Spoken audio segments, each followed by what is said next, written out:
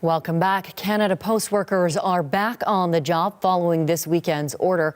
Ottawa asked the Industrial Relations Board to step in when it determined both sides were at a standstill after a month on strike. Well, to help us better understand the worker perspective, we are joined now by Mark Lubinski. He is the president of the Toronto Local Canadian Union of Postal Workers. Mark, thank you for taking the time. Welcome to the show. Good evening, Natalie, and thank you for the invitation.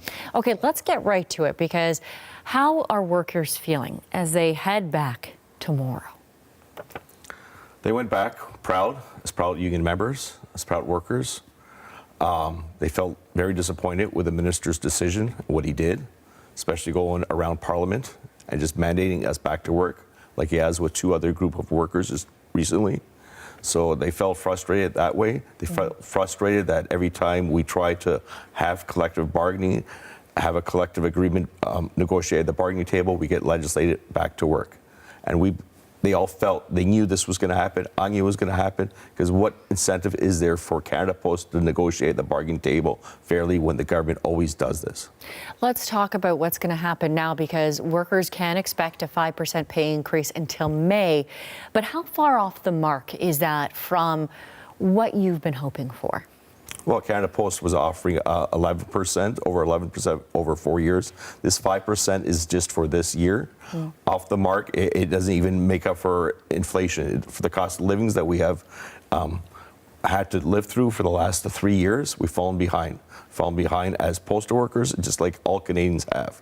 We received 2% wage increases during the COVID period, where we just agreed to extend our contract because we did not want to go through negotiations like this. We've fallen behind as postal workers. So even just to catch up right now where we are, we would need another 5% just to be even with inflation. So we're actually taking a cut in salary, and that was imposed on us. Let's talk about some of the other key issues that are happening here. What are the other elements that workers are dealing with? Well, we had concerns about safe working conditions. Also, what an employer was trying to impose with a new part-time workforce of just 8 hours a week. I know myself, as the casual employment has been around with Canada Post since I've been there. I was a casual employee for 5 years. That was 35 years ago.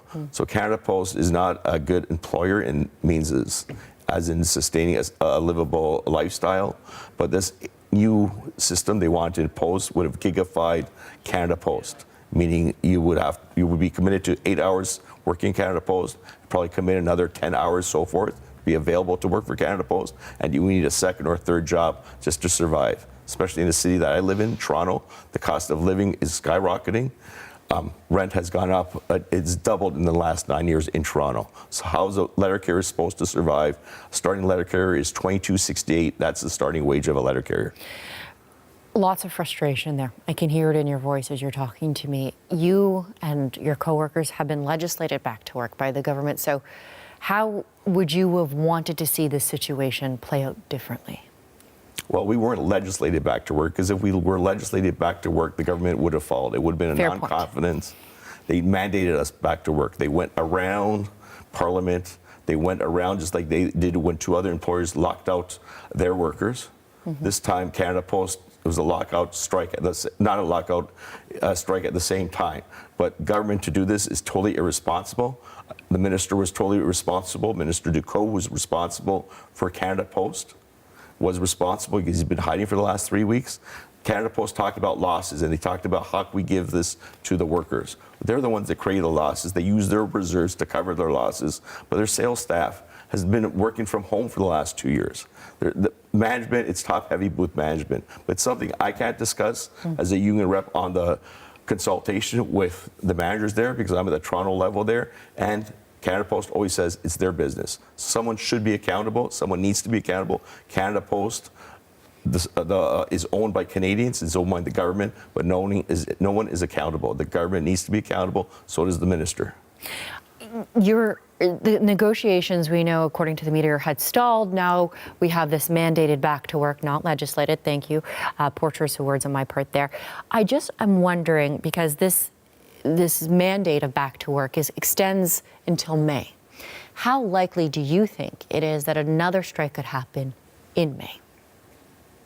Well, I think this gives some breathing time for Canada, for the government to think of something differently, because I guess they didn't change it, didn't send it to arbitration because they wanted to save some face for themselves.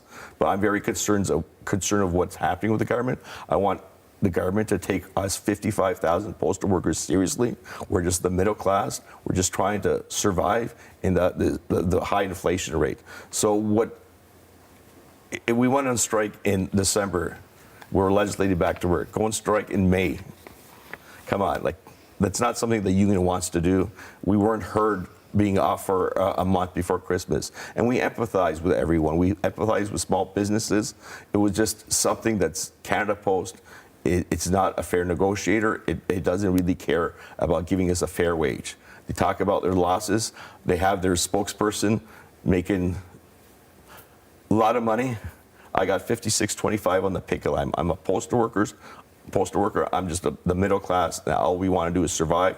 We want our members to survive, and we're not only fighting for current workers. We're fighting for new members, new workers. It's a crown corporation. It's a public post office. We should have decent jobs at Canada Post to have a respectable wage and living conditions. Mark, thank you so much for your time. That was Mark Lubinski, president of the Toronto Local Canadian Union of Postal Workers.